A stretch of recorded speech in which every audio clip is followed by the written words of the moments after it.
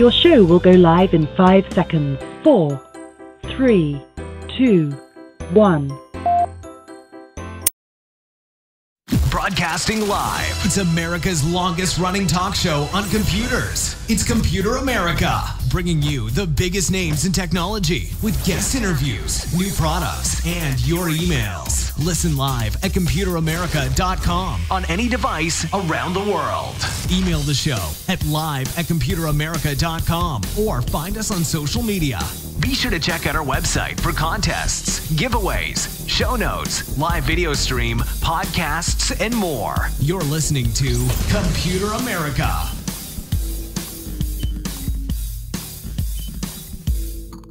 Hello and welcome into the Computer America Show. We are the nation's longest running, nationally syndicated radio talk show on computers and technology. I'm your host, Ben Crossman. Thank you for joining us, and what a great show we have for you today.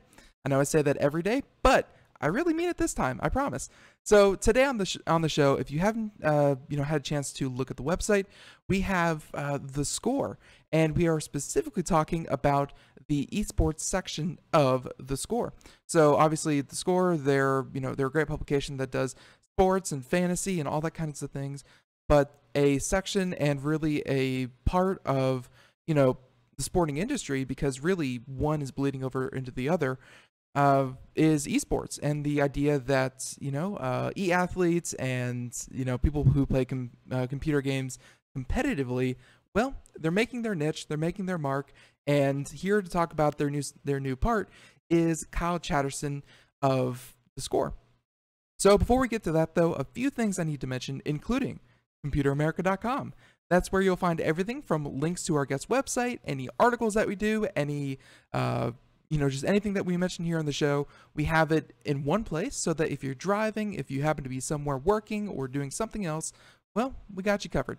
While you're there, be sure to check out the live video stream where you can watch Computer America, not just listen. It's a lot of fun. Check it out. And hey, just another way to experience the show. And then the last thing is the social media contest. Still going on. Logitech is giving away a great prize every single Friday, and you can enter like 8 different times to win that. Check it out, all at computeramerica.com.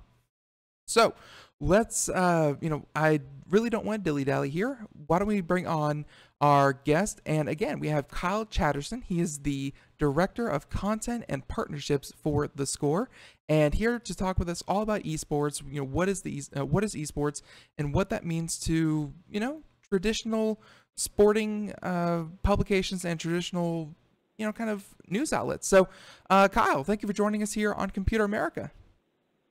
Well, thanks so much for having me, Ben.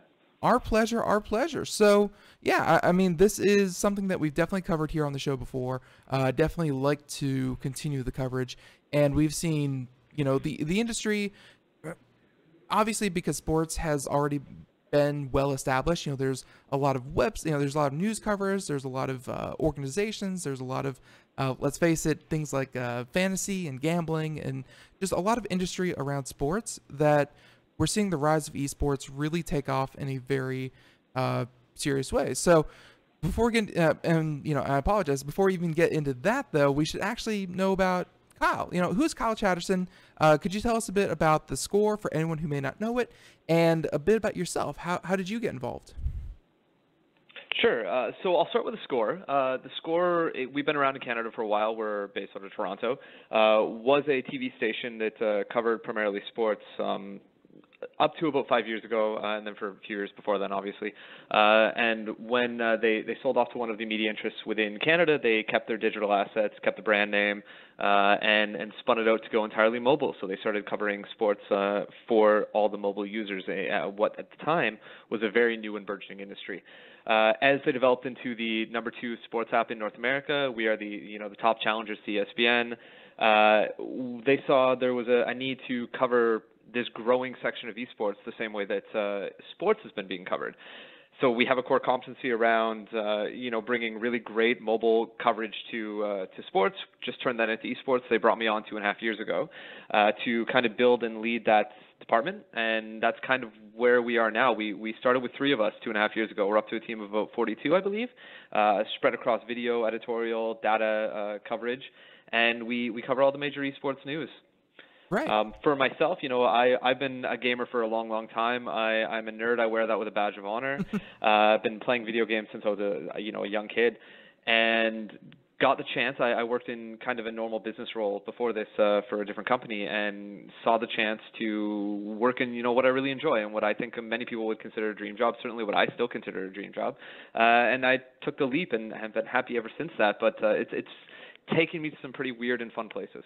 Right. Yeah. And, kind of expanding on what you just touched on. I mean, obviously this is something new. You've only come into your position about 2.5 years ago. I think there's still a lot of even, the Computer America audience that, outside of the target demographic, which right now probably needs to expand. It's, the teenagers, 18 to 25, 18 to 35, male skewing audience, whatever. You kind of say that, hey, there's a competitive video game association or scene, or however you want to say it. I mean, how much pushback have you gotten either in the professional world, in journalism, or, maybe from family, friends, what have you? I mean, are you still sensing a kind of a pushback from the idea that, video games can be a profession? There's a living to make in esports? So it was actually something that I was, I don't want to say concerned about, but I was curious about when I got in. And again, we were a traditional sports company before that. And I was curious what everybody that worked on the sports side would think as we started to build out, something around people just playing video games and watching other people play video games. But everybody in our office, from all the execs right down to everybody that covers sports on a day-to-day basis, was actually really excited for it. I think most people that do follow sports in around that I'm lucky enough to know, I guess, sees it as a competition as well. They realize what the draw of it is. Professionally, not as much pushback as I would have thought. You get people that they don't want to push back so much as they just don't know. But I found that most people they're pretty good about knowing what they don't know, and everybody's looking to reach the demographic that esports is very good at reaching. So they're a lot more curious and a lot more interested in trying to find out as much as they can about this. Because I think about 2 years ago, we've kind of crossed the threshold where it went from being truly niche to being an actual powerful market driver itself. Right. So it went from being something that people could almost ignore and it wouldn't have that big of an impact on anything to, all right, we really do have to get our ducks in a row so we can figure out what to do with this whole esports thing. Right. That being said, I mean, I've been in this for 2.5 years, and I mean, I'm still answering questions from my family and friends being like, wait, you actually still work in video games? Or like, how is this even a thing?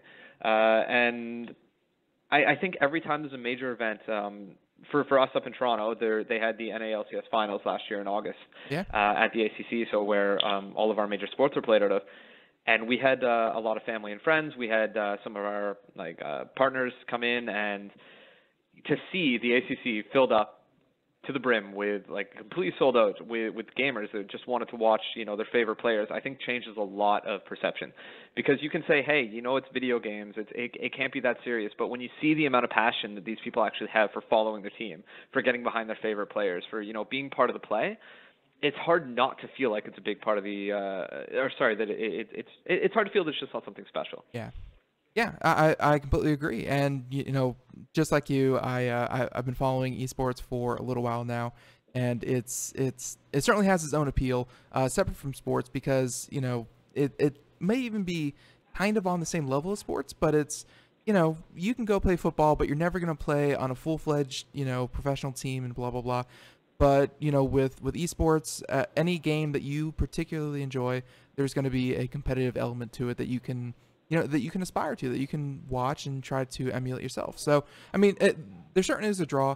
And like you just mentioned, traditional companies and other companies, they're taking note, traditional organizations. And this is something that I found really interesting. I'm seeing it more in Europe with, League of Legends is kind of my, go-to game.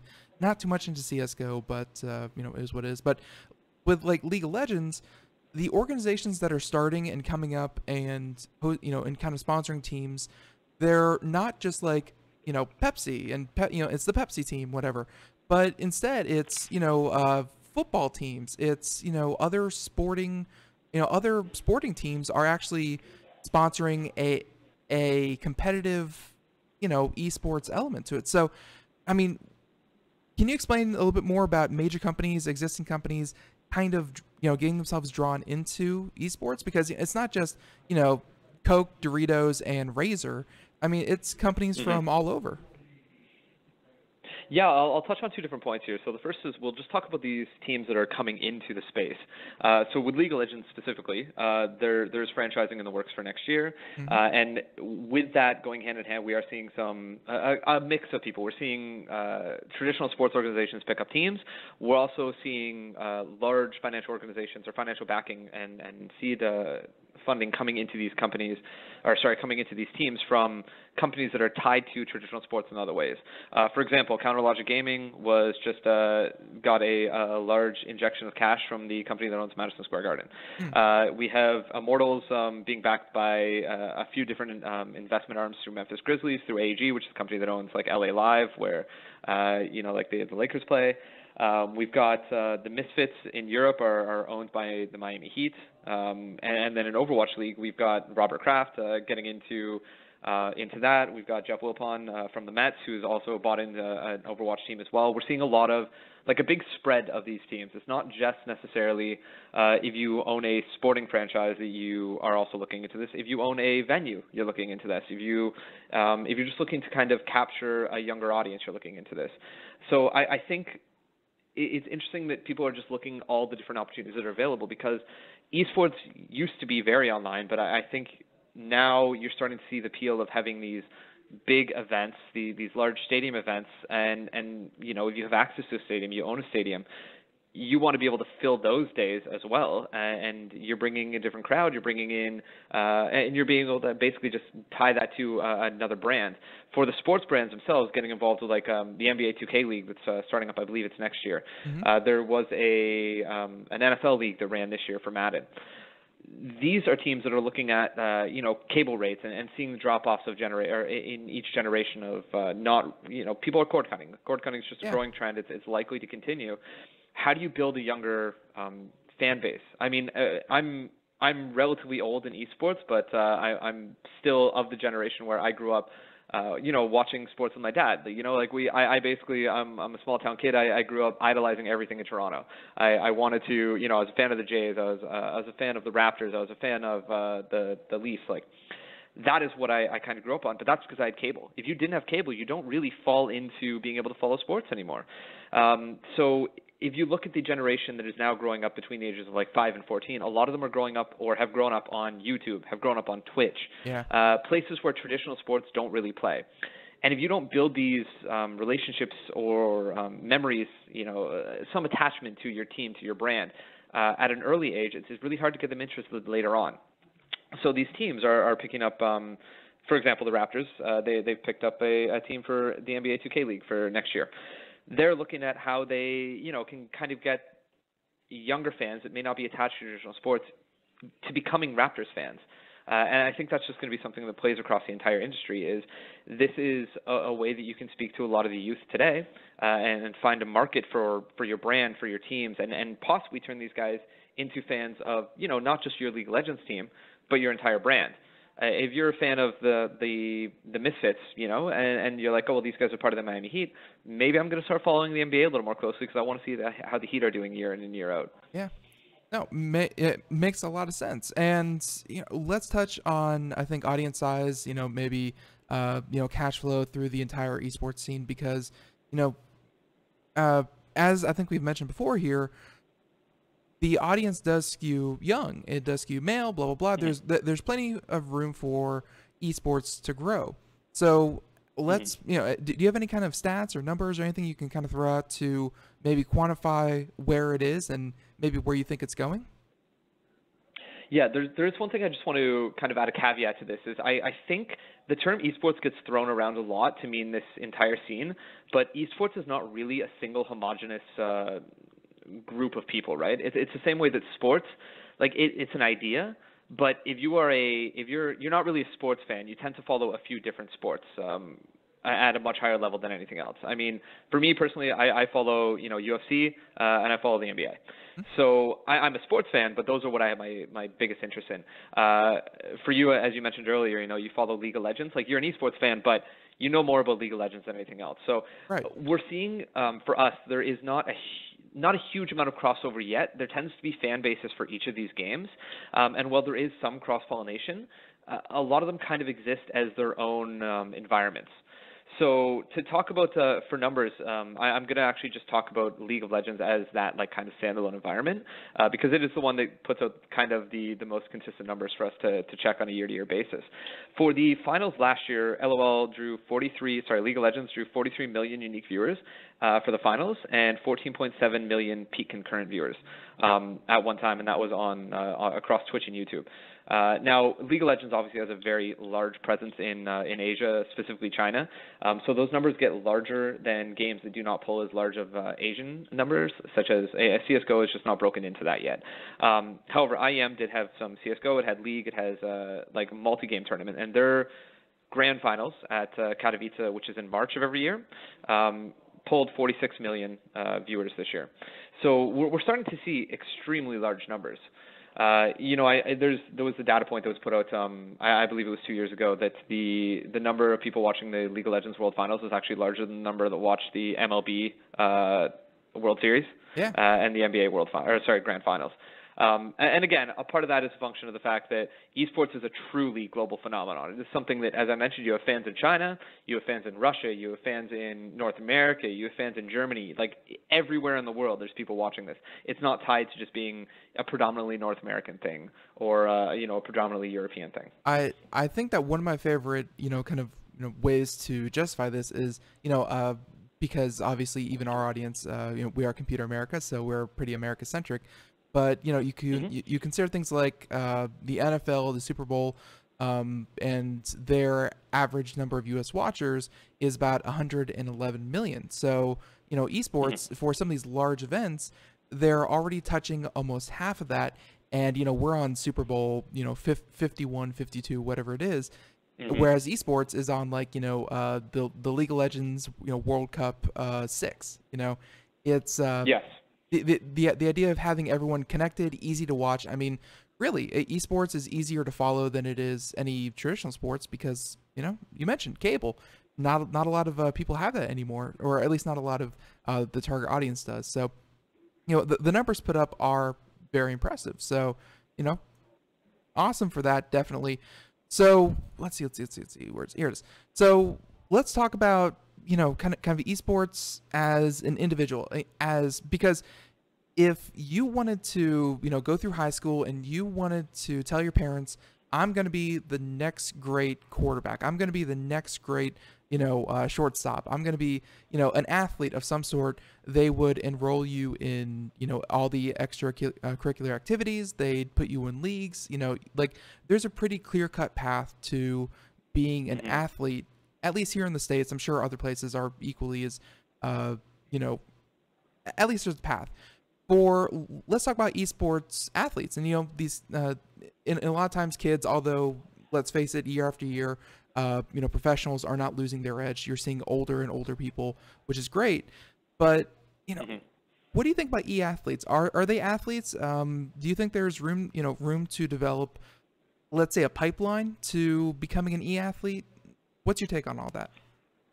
Yeah, I mean, I think it has to happen. Honestly, I wish I had the answer. I think I could make a lot of money if I had the actual answer for how to deal with this. But yeah, I mean, it's interesting if you become any of the current generation of esports athletes. It's all homegrown. It's the way esports has been homegrown. Is you get good playing a video game, and then you get to play online, and you can get to the top of a ladder. For League of Legends, if you get to Masters and Challengers, people start to take notice of your name. You start to show up in other big name streamers' games, and you can start to get scouted, try out for teams and whatnot. But up to that point, the only real way you improve is it's all self-driven. Yeah.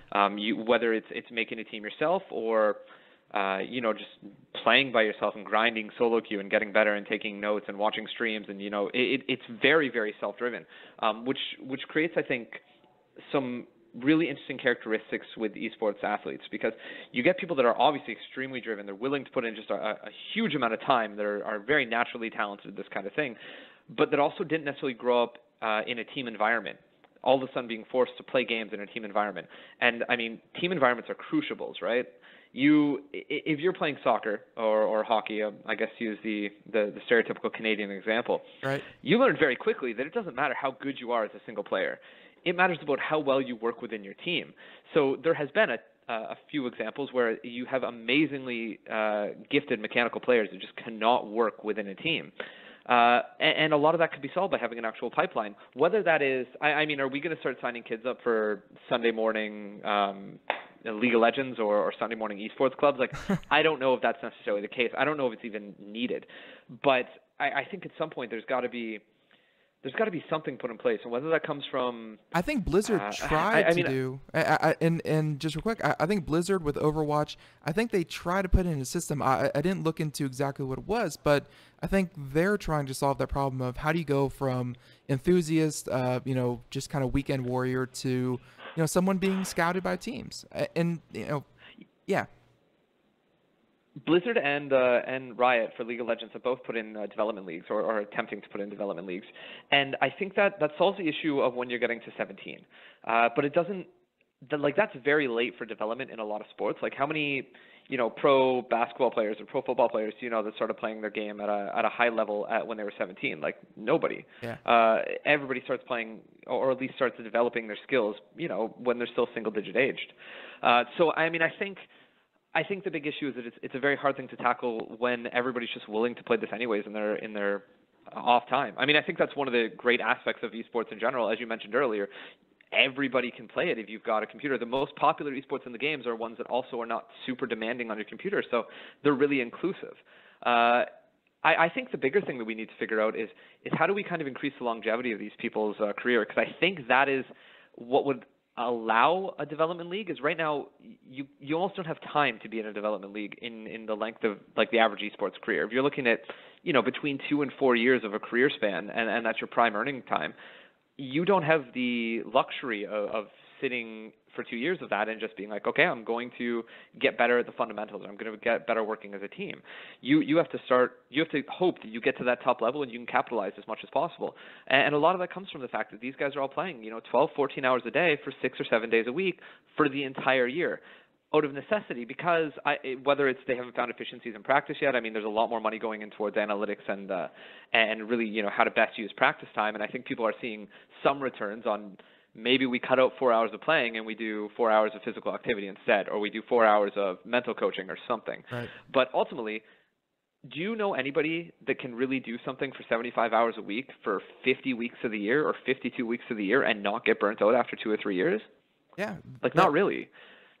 Yeah, and those are the kinds of numbers that streamers do, and streaming is a great way to kind of get yourself out there, to kind of show that you have skills and gain some notoriety, so that you can be picked up. But yeah, you're right. If you don't put those kinds of numbers up, the person that does, even if you are as talented as them, just the person who puts in the most time gets the most exposure and probably has a better chance of being picked up. So it's kind of a damned if you do, damned if you don't kind of thing. Yeah, absolutely. And then to go on to, the development league, back into that idea, right. You get collegiate sports, right, that play a very important part in the development of athletes. There's no time for that. I mean, you're getting into situations where the average esports career is lasting less time than the average university education. So how do you even fit that in? I mean, again, as you mentioned, we are seeing more players. Like, it used to be kind of a trope that if you, as you got to 23 or 24, you were too old to play esports anymore because you weren't fast enough, your reactions weren't fast enough, whatever. I think that's very much shown to not be the case. There's been a fair number of studies across reaction time anyways, showing that it really doesn't slow down to a significant degree, which is why I think burnout plays a much bigger part in it. But I mean, that would be the place to kind of go for me, is once we are able to extend the realistic playing time of players, whether it's just through dropping the saturation of tournaments, like, maybe we don't need to have a significant CSGO or Dota tournament every weekend. Yeah. Maybe that's the healthier part of actually turning into a franchise league for League of Legends. Is right now their season runs from the 2nd or 3rd week of January into November. and then you get a month off, basically. I mean, you can't really have a life in that time. And well, yes, it's a great gig. I think everybody would love to be a pro gamer. I think the reality is a lot different than what the idealized version of that is, and it leads to people wanting to do something else with their life. Like, I mean, it's amazing. I think the dream of being a pro gamer is still great. Yeah. But when you're asked to put the rest of your life on hold for 4 years to do it, you end up starting to crave something else outside of it as well. Yeah, no, absolutely. And then even when you work for those 11 months and have 1 month off, within that 1 month, teams are negotiating contracts, they're swapping players, you may have to move cities. I mean, that 1 month is still a very active and even more active time than, your on season. So, no, you're right, esports, it's, but these are kinds of they're the growing pains, because I think a lot of people, they sit there and they think, well, you can have a large Dota tournament every single weekend because, hey, these guys we're going to be playing anyways. Might as well play them together. They think that esports is less intensive and therefore can be played more often or something. Like, you're right. Development does need to happen there, for sure. And that's where my favorite example is Echo Fox for League of Legends. They, with Rick Fox, he came in and he really tried to turn the organization, even though it really didn't turn out too well, but he tried to turn the organization into a more professional setting where you didn't just sleep and play in the same room that you lived in. Instead, you went to the office, you worked out, you had a schedule, you had trainers, and I think esports all over definitely needs more of that. So for sure. So, we talked a lot about esports. It has its own problems. It has a lot of great things going for it. But I guess the idea is when does everyone sit up and take notice? When does it become mainstream in your mind? Because, I mean, if you're judging by a few different metrics, when you reach 40 million views, that's one thing. When you hit cable television, it's done that. It has a huge presence online. When do you think esports will it, and when will it go mainstream? I mean, I would make the case now that it is mainstream. It may be a smaller part of mainstream, but I would make the case that it's already mainstream. As you mentioned, it's already on cable. It is what a lot of people are starting to grow up watching on YouTube and on Twitch, and like Twitter is always active around major events. If you look at the International right now, the International itself is like a kind of a cultural touch point because people can't believe that there's a $25 million prize pool in an esports event. Yeah. And it always gets, tons of mainstream coverage. So, we're starting to see multiple different events covered on TV. EVO has made it to TV. The Dota Finals have made it onto TV. E-League is obviously running multiple different events on cable. I really don't know what else it can do. I think at this point it's still, as you mentioned, a ton of room to grow, and it is growing very rapidly. But I think when you talk to a lot of people now, they've at least heard of, if not esports, like professional video gaming. And maybe that's just a nomenclature problem or terminology problem, but I think at this point everybody, or most people that are kind of tuned into that part of society, whether like competitions of some kind, have heard of it. It's been all over ESPN. It's going back to acceptance. One of my favorite things to do is anytime ESPN airs esports is to just watch their Twitter, because that is where you get the real hate of people saying, this isn't a real sport, or get this off my TV. But those numbers are getting smaller and smaller. It's starting to be a vocal minority, and there's always going to be haters. Like if you're doing something good, there's always going to be haters. But I mean, it definitely swings both ways. I don't think I've ever seen anyone call the gaming community, the online community, particularly heartfelt. They have their own share of very aggressive fandom, but that's absolutely that's gonna always be there to some extent, and hopefully they too will become the vocal minority, as just acceptance. People acceptance is great. So hey Kyle, would you mind staying over for a couple minutes just so we can give this a proper send off? Yeah, absolutely. Perfect. Yeah. So everyone, we're about to head off to break here, but when we come back, we have a few more questions for Mr. Kyle Chatterson, again, the Director of Content and Partnerships for theScore Inc. Some things we are going to be touching on include the future of esports. I mean, where does this all kind of look in 5-10 years? VR, things like virtual drone racing, virtual reality. Where does that kind of land us? Does that land us in those sci-fi movies that have us controlling people, in prisons and things like that? And some other things, and of course more about theScore. So everyone, stay tuned. More Computer America just after this. Thanks so much.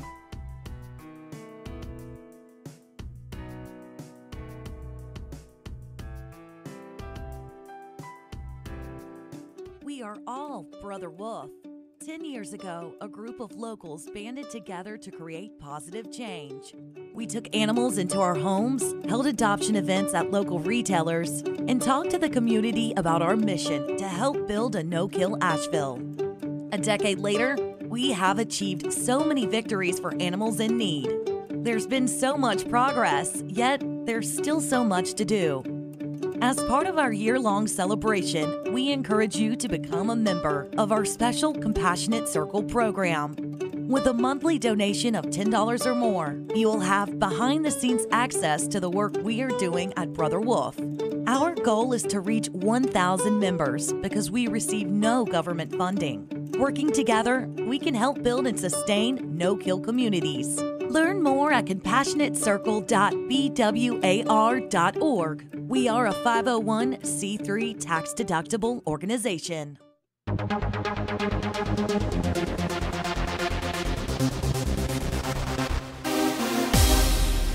And welcome back to the Computer America Show. It is 31 minutes past the hour as we continue on here. And yeah, thank you for joining us on the other side of this. For anyone just joining us, welcome into the Computer America Show. I'm your host, Ben Crossman, and we are continuing our conversation with Mr. Kyle Chatterson. So if you missed any part of the interview so far, or you missed the first half of the show, feel free to head on over to Computer America, where we have audio, video archives, as well as podcasts on pretty much any major network that you subscribe to. So welcoming back Mr. Kyle Chatterson, and obviously from theScore, we're talking esports. And yeah, thank you for staying over. And just wanted to kind of get some of the big ones out of the way, because like we've been talking about, you've been doing this for 2 years. You've seen growth that is honestly shocking, because it can't esports started in the 90s in South Korea, and it really didn't pick up much traction. But ever since then, really, 5-6 years ago, I think League of Legends and Counter-Strike Global Offensive really, or even CS 1.6 really pushed it into something, bigger, into something that people could really digest and enjoy watching. I mean, that's, 5, 6, 7, 8 years ago. Where do you see it in another 5 to 10 years? I mean, it's a really good question. I think that we're already starting to see, fights for broadcast rights for esports. Like MLBAM has picked up the rights to broadcast League of Legends. We're seeing basically, like, people are trying to get a piece of the pie now. I think it's going to stay, or I think esports will stay and should stay a digital thing. It doesn't really fit television, in my opinion, in the way that the current games are set up. We could get into the realm of maybe a game like Overwatch, that the rounds are shorter. It can fit the commercial breaks and whatnot. But if you're playing Dota, or you're playing even CS:GO or League of Legends, there's not really time for the commercial breaks, which drive a lot of TV. Also, the games are just long and variable length. There's a lot of logistical issues with putting it on TV. So I think it's going to stay on a digital medium. In terms of just growth, I mean, I think it's going to continue to grow, and I think the biggest changes are going to come in from the games. We haven't really seen a game last longer than, I mean, you can say CS:GO, but it's been multiple iterations of CS:GO. Yeah. We haven't really seen a game last, a decade yet. So I think the first time that we do see a game last a full decade in one iteration or another, and League of Legends is getting very close. Dota, has had a huge amount of longevity as well, but has had multiple iterations. Without really going to a League of Legends 2 or a League of Legends 3, I think will be the first time that you can say this is something that's got staying power. Yeah, that's one of the biggest question marks for myself, is that games, I think the esports scenes for games, for the individual game, can only be as strong as the support for, the average people. Because, watching the best 50 players in the world duke it out on your favorite game, that's interesting. But if you no longer play League of Legends, if you no longer play Overwatch, if you never, if you don't have the millions of people supporting the game, it's not going to be an active development. People don't care to, game companies won't care to support it. And that entire scene, that entire infrastructure built up around a singular game really doesn't matter at that point. It's going to be more of a matter of diversifying and, not just putting all of your chips into Riot Games, into Blizzard, into Valve. It's definitely going to be, making esports not just a game that is popular, but, maybe a franchise or maybe a league that is popular. So, but to be fair, we did kind of see that with StarCraft Remastered. That was something, interesting to see just a couple days ago. What do you think about StarCraft Remastered? I mean, I think the whole story of StarCraft and Brood War specifically is really interesting because it is what you mentioned, Korea. It's kind of what brought esports to the forefront in Korea. It was an incredibly popular game over there. It had some popularity in the West, especially with the launch of StarCraft 2. But we saw StarCraft 2 go through its full life cycle, and it came back to, like, they actually stopped doing, a lot of the major leagues over in Korea stopped doing Brood War at all. And then as StarCraft 2 kind of reached the end of its life cycle and started declining, people started clamoring for Brood War again. Yeah. And some of the major tournaments started picking up Brood War leagues again.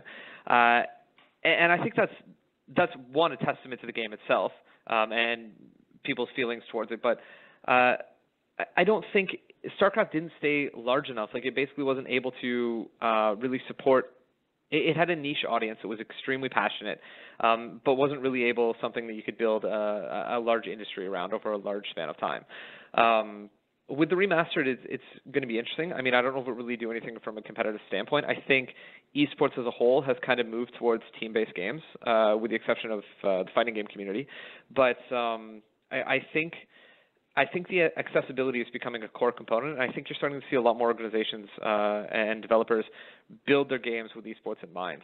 And a couple of core components of that are making sure the games are, first of all, accessible and readable for an audience.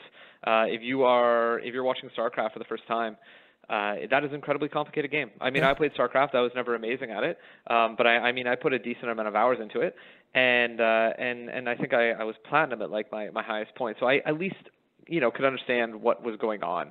I could in no way replicate what the pros are doing, but I could get it. But if I showed it to friends that had never played, it's really hard to enjoy something that you don't even know what's happening. So I think StarCraft is always going to suffer from that. StarCraft is a great, super fun game. It's just extremely deep and suffers from the difficulty curve. I think League of Legends, one of the reasons that it became successful is people always argue, I guess fans of League of Legends and fans of Dota always kind of have a lot of contention between the two of them because they're both the biggest MOBAs in the gaming world. Yeah. But League made their game, Riot specifically, made League a lot more watchable, easy to pick up, easy to learn. And yes, you get the complaints from Dota that it's Dota easy mode, but you're dealing with trying to have mass market appeal, and you have to make something easier for people to want. You still want to allow the expression of skill, but if I can't understand why it's skillful that you're doing something, then it doesn't matter either way. And then of course Blizzard tried to emulate that. I mean, all these branched out from Warcraft 3 and Defense of the Ancients and things like that. But and then Blizzard, who of course made the original Warcraft game, they tried to emulate that even further. And if you say that League is a simplified version of Dota, then Heroes of the Storm is a simplified version of League of Legends, and blah blah blah. So, like, I don't think that Heroes of the Storm has as big of a following. They definitely don't. But I think people can still sit down.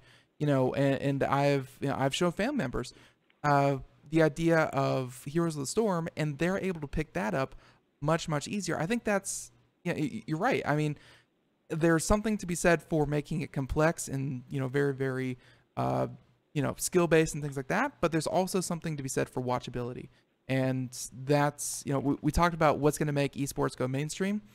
I think increasing that watchability to a point where maybe not dumb everything down, but it has to come to a point where you can sit down with no knowledge and go, oh, that's interesting. Look what he just did. You know, it has to get to that point. Yeah, absolutely. So, all right, let's move on to maybe the idea of how money gets involved in this. Obviously, we've talked about organizations, but let's talk about brands and sponsorships and advertising. You mentioned that a lot of these games, they don't take kindly to commercial breaks. In fact, I think a lot of the audience for video games, they're used to constant stimulation. They're used to, something always happening, something, someone always talking to them. It's, game.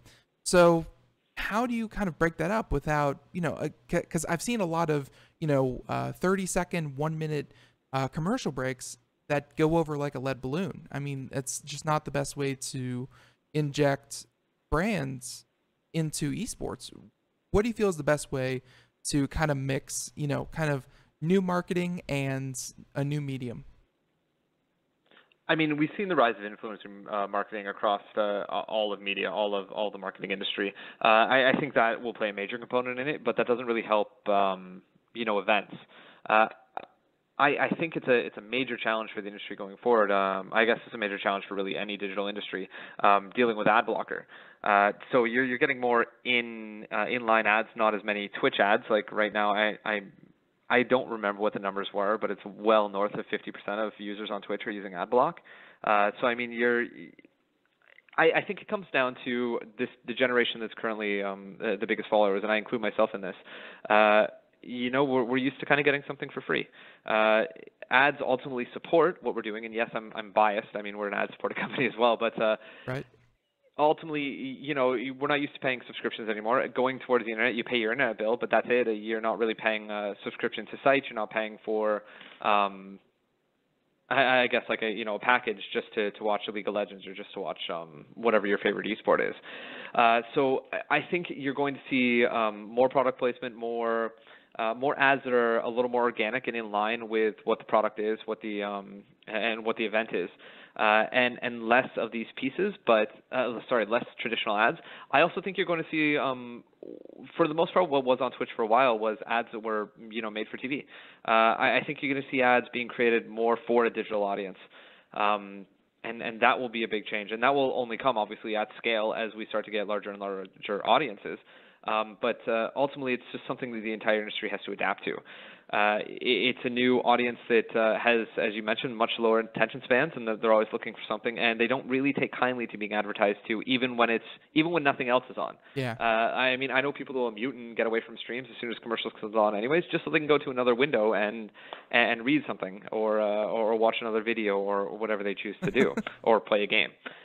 So I think the challenge is making it so that your ads and what you're trying to get across come across as organic, or you can really show that you're bringing value to whatever you're being a part of. I mean, we've done some advertising campaigns with some partners that are based around major gaming events, and for us, we wanted to make it clear that we are helping support esports as a whole and growing esports by sponsoring this and by being part of it. Like, yes, we're getting something out of it by getting our name out there as well, but sponsors are ultimately what are paying the bill for a lot of these events. So I think by showing that you're not trying to be the vulture that's circling around and trying to prey on people. Right. You're trying to be part of this neat grassroots and organically growing industry. I have definitely gotten the sense that it's getting better. I think it's just the manner of your audience that you have here with esports. When you are 13 to 17, 18, coming out of high school, you really don't have to think. In your own life or in anyone else's life, how do they pay the bills? How do they keep everything running? And I think as the audience gets older, I think as the appeal spreads. I've never heard my parents once say, "Man, commercials during 6 o'clock news? What is this? This is awful." Like, yeah, it's expected. So I think as the industry gets older, or at least the audience for the industry gets older, it's to be expected, and you can kind of shift back to traditional means. But in the meantime, you're right. The more you can align yourself organically, the more you can kind of say, hey, here we support what you support. the better off these brands are going to be. So, all right, let's go ahead and skip forward to another one, and this is something I was really looking forward to, and I think it still needs one or two more innovations to really make it into the home. But virtual reality, in a lot of ways, has a lot to offer. When you want to talk about immersion, this is the same kind of thing that we see with traditional sports, like fantasy football and things like that. You can immerse yourself in making your own team and watching your players, tracking stats, blah, blah, blah. That's one sort of immersion. But I think virtual reality has a completely and wholeheartedly better form of it. But at the same time, it hasn't broken into the home yet, and esports, it's non-existent. So, virtual reality is going to develop. Esports, just like them, are going to develop as well. Do you see a place for virtual reality, or is it something that's only going to be used for personal experiences? I think there's a couple different ways that virtual reality can really get involved with esports, or really, be game changers within esports. The first one is from a spectator standpoint. It's the same way that it's looking at being used within traditional sports. Is you can set up a virtual reality booth and have people feel like they're at the game, because you just put on your headset and you look around. It feels like you're in the stadium. For esports, the big game changer here is you get to feel like you're in the game, right? I mean, Dota actually already allows it, where you can get on with whatever your preferred virtual reality device is, and fly above the map. You're essentially a ghost on the map, and I mean, that's just a completely different way to watch the games that you're already trying to follow. It does take you a little bit out. I mean, I think despite the fact that these are digital games and you're generally involved with video game graphics for the most part, I think people still really do enjoy seeing the human emotion that's attached to any of these plays and to any of the big moments. But from just a gameplay perspective, I think it's going to change the way that games are viewed. In terms of changing the actual games themselves, so I'm going to go back to one of the things I said earlier, where the popular games right now are the games that are the most financially accessible, especially when you're getting into developing countries and countries where there's less expendable income, right? Or sorry, disposable income, and that's where League of Legends has been really successful. That's where for CS:GO even has been really successful. Is it doesn't cost that much to actually have. You don't have to have a high-end gaming rig to play.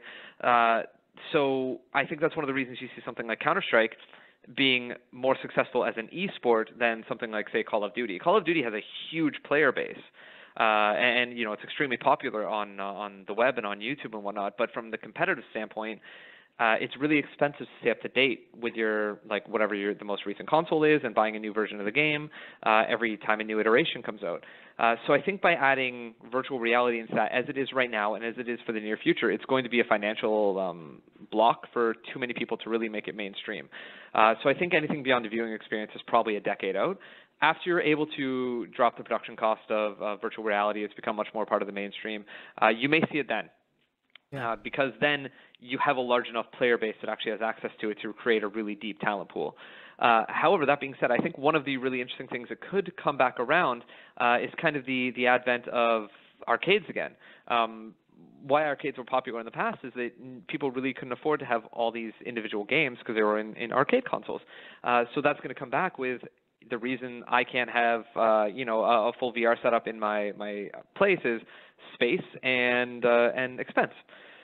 So if you're getting a whole bunch of kids now that are able to go and maybe start playing, whether it's, let's say, a virtual reality Street Fighter or virtual reality, whatever the game can be, you could start to see these kind of grassroots organizations pop up where you get the old style arcade competitions.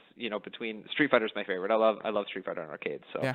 I think that that could be a way that it kind of comes up, and it may not be the way esports looks right now. Like, it may not be the same kind of competition, but I mean, I hesitate to label anything as esports realistically because it's new in itself. It's constantly changing. I don't think anybody's really in the position to say, well, this is definitely esports, well, this is not esports. I'd prefer to have the industry and the scene be as large as possible. So I think that's how it could kind of affect esports in the near future. Yeah, it's and everything you said completely valid. And virtual reality, it's certainly come a long way. It has a long way to go, definitely in affordability. But some of the news and announcements that we've heard from Oculus and Vive, cutting the cord, making it cheaper, blah blah blah. I mean, I think there's a few things that they could do better to to do that, but it's gonna take time, and we'll definitely see what happens. But okay, let's focus a little bit, in these last couple of minutes here on on yourself, Kyle. So, 2.5 years doing something that no one else. Let's face it, you can't go to, let's say you have a colleague that has been covering, football for 30 years. Sure, you can, ask them for tips and things like that. But your audience and what you've, and what you kind of write for and what you write about is going to be completely different than any other kind of really journalist out there. So what are some key lessons that you've learned, while you've been working at theScore of, developing esports and really just trying to, bridge that gap? Anything really stick out to you? I mean, I think it's, I think there's a couple of things here. We did learn very early on that we could not translate our sports knowledge directly to esports, which is something that we kind of expected, but as you mentioned, we did have some learnings from the sports side that we at least wanted to try. Since, the first couple months, we've been treating esports entirely as its own thing, and we're very much on the frontier of it. And I mean, I think the big things is just what I mentioned with the marketing. It's the same way with content. You've really got to be authentic. You've really got to, all of our writers love what they do. They love esports. They love video games, and I think that really comes across in the writing. But you are ultimately writing for a very young age group. You mentioned, attention spans earlier, and that is a big part of it. People don't want to sift through 3,000 word essays on why a play works. They want to watch a quick clip of the plays themselves instead. They want to, see some funny videos or talk about, everything is not as serious. You get caught up in this bubble of the really serious esports sometimes, but you realize there's a much larger general audience out there that actually, they're watching esports for what it is, which is entertainment, and they want to be entertained. So ultimately, we have to entertain. We hold ourselves to very high journalistic standards, and any news that you see that's coming out, you can guarantee has been validated and has been, checked multiple times across multiple sources. But you kind of have to approach it in two different ways. One is news and one is entertainment. You really have to excel at both to be a player in this industry now. So I think it's basically been finding ways to stay authentic, which is always challenging, but less challenging when you have a team like what we've got here. Again, we have a lot of really passionate people, so I think we're very lucky in that regard. And then just being able to put it all together and get it out there and deal with, as I mentioned, haters earlier. If you're doing a good job, you're going to have haters. And you mentioned with the crowd kind of being younger and being very vitriolic.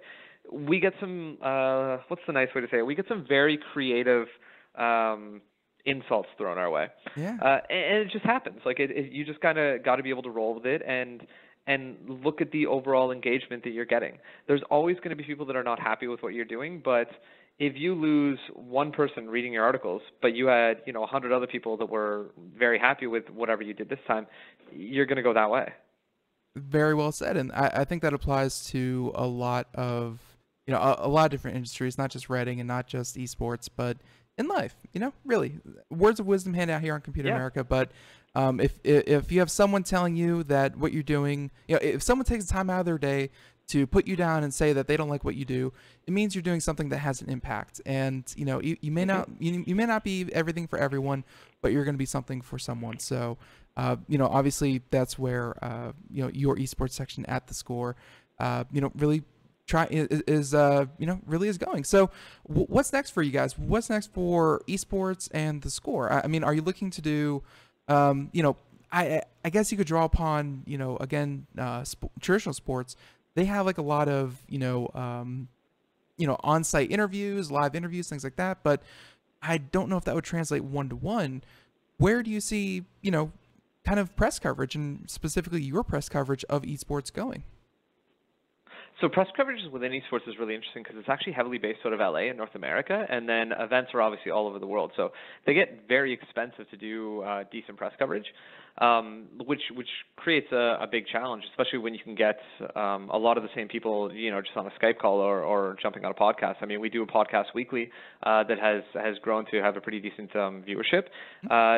that we get a lot of the big names within esports anyways just calling into our show and chatting with us for 20 or 30 minutes, which a lot of the time creates better conversation than catching these guys after playing a game, or catching them when 15 other media outlets are trying to get a hold of them at the same time.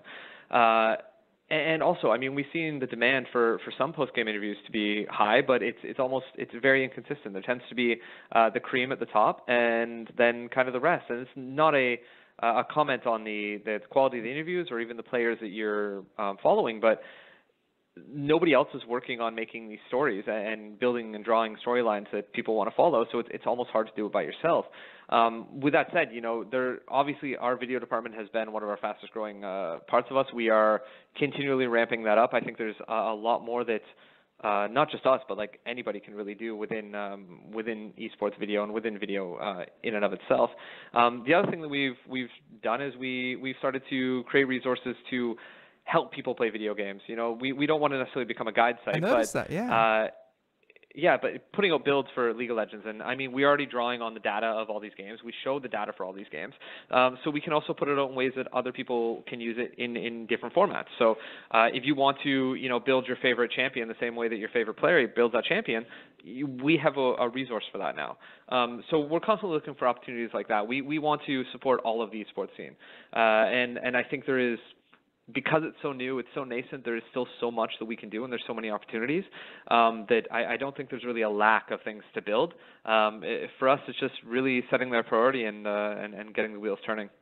Yeah, I that was one of the first things I noticed, was that you had builds for League of Legends, and of course, how to go to Anivia, my favorite, and yeah, I think that there's definitely a lot of resources. You're kind of elbowing your way into a pretty captured market, but at the same time, it's the idea that it kind of goes hand in hand. If you are talking about League of Legends, someone's going to be looking for resources of League of Legends, and it's good to have those resources for them rather than pointing them away. You point them internally. So definitely, exactly. I think you're learning a lot. I mean, just from this interview, I'm definitely learning a lot. This is something that we're definitely going to keep following. And I want to say, Kyle, thank you so much for joining us here. Everyone, Kyle Chatterson, the Director of Content and Partnerships. I apologize for keeping you over the hour, but this was a lot of fun. And yeah, thank you for sharing all this with us. Thanks a lot, Ben. Had a good time. All right, have a good one. And everyone, there he goes. So yeah, we'll definitely get him back on. And yeah, that was, again, we were supposed to do computer and technology news. We'll go over some of the news stories that you can check out later today. We'll read the headlines, and then we'll, maybe on our next free day, we will go over them. But in the meantime, I will say that, yeah, that was a great interview. So if you miss any of that, if you want to catch up on it again, computeramerica.com, it has everything and anything that you need to know. So let's see some of the stories that we were unfortunately not able to get to. And there were some here that I really, really, really wanted to talk about, including things like, again, switching from esports to more traditional. We have things like the HBO hack was reportedly up to 7 times larger than the Sony hack. So we haven't really covered that on the show, but HBO, they were hacked. They had scripts. They had, even shows downloaded. Essentially, the entire HBO lineup in some form was hit with this, with this hack. And yeah, it's something that I think networks and content providers are going to have to really watch out for as more and more is stored in a digital medium. Yeah, it's a complete possibility. So let's see. Some of the other ones include the researcher, and this was a big one that I really wanted to get to. We might get to it tomorrow, but the researcher who 90 seconds. The researcher who stopped the WannaCry attack ransomware, and that was the ransomware that locked up all those Windows XP computers, has been arrested. He was at Defcon. We covered Defcon extensively, and yeah, he was arrested by the FBI. So a lot of hearsay going out. Still a developing story, but supposedly he had a warrant out for his arrest for being part of a Trojan banking 60 seconds. Trojan banking malware hack back in 2015, and he was indicted. So yeah, best not to put yourself in a place where you can be, picked up by the FBI. And, lots and lots of news stories. Check it out, computeramerica.com. Everything and anything you want can be found there. And everyone, thank you so much for tuning in to Computer America. This was a lot of fun. And hey, why don't we do it again tomorrow and the day after and the day after and the day after? 4 p.m. to 5 p.m. Eastern, everyone. Catch you next time. Bye-bye.